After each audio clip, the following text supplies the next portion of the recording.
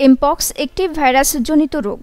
Mpox জলবসন্ত বা গুটি বসন্ত থেকে আলাদা ধরনের একটি পক্স ভাইরাস।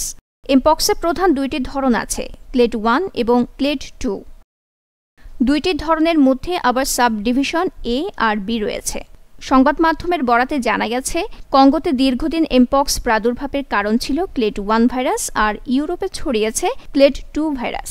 ক্লেড 2 ভাইরাসের মৃত্যুহার কম, কিন্তু ক্লেড 1 এর মৃত্যুহার বেশি। ক্লেড 1 ধরনটি গুরুতর, এর মৃত্যুহার 100 জনের মধ্যে 4 জন। বিশেষজ্ঞরা বলছেন, এমপক্স ভাইরাসটি একই সঙ্গে সংক্রামক ও ছোঁয়াচে রোগ। তাই এমপক্স থেকে বাঁচার উপায় জানার আগে আসুন জেনে নিই এই রোগ একজন থেকে অন্যজনের মধ্যে ছড়ানোর প্রক্রিয়াটি। আক্রান্ত রোগীর সঙ্গে কথা বলার সময় তার শ্বাস প্রশ্বাসের মাধ্যমে, আক্রান্ত রোগীর ত্বকের সংস্পর্শে, আক্রান্ত ব্যক্তির ব্যবহার করা জিনিস ব্যবহার করলে, আক্রান্ত ব্যক্তির খাওয়া খাবার খেলে।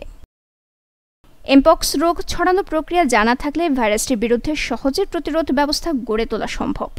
সংক্রমণ এড়াতে অবশ্যই কিছু বিষয় মেনে চলার পরামর্শ দিয়েছে বিশ্ব স্বাস্থ্য সংস্থা WHO। এমপক্স থেকে বাঁচার উপায়: বায়ু দূষণ ও বাতাসে এমপক্স ভাইরাসের সংক্রমণ প্রতিরোধে নিয়মিত মাস্ক ও চশমা ব্যবহার করুন।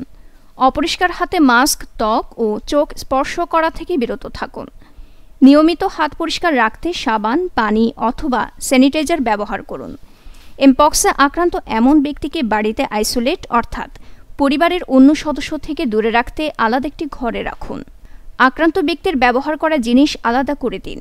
রোগীর খাওয়া খাবার খেতে বিরত থাকুন। বিশ্ব স্বাস্থ্য সংস্থা বলছে, নিজে সুরক্ষিত থাকতে এমপক্স আক্রান্ত ব্যক্তি সুস্থ হলেও তার থেকে অন্তত 3 মাস শারীরিক দূরত্ব রাখা জরুরি। নিউজ ডেস্ক, দৈনিক পূর্বকোণ।